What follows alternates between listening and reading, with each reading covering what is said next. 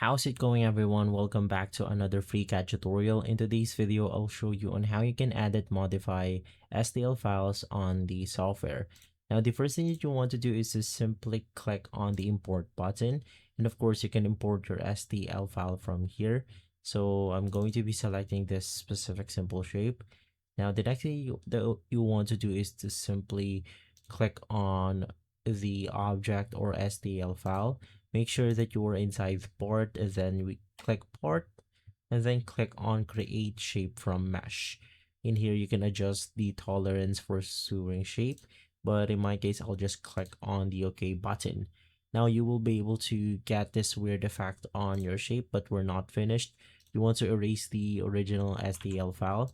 In here, you could do the same thing, which is to click on your object, click port, and then you want to select the transform to solid option or convert to solid.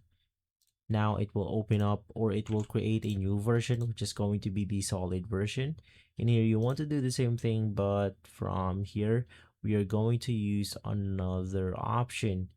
So once again, just click part. In here, create a copy and click the refine shape option.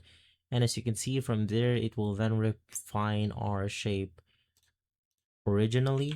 And you could do the same thing, which is to delete the previous part.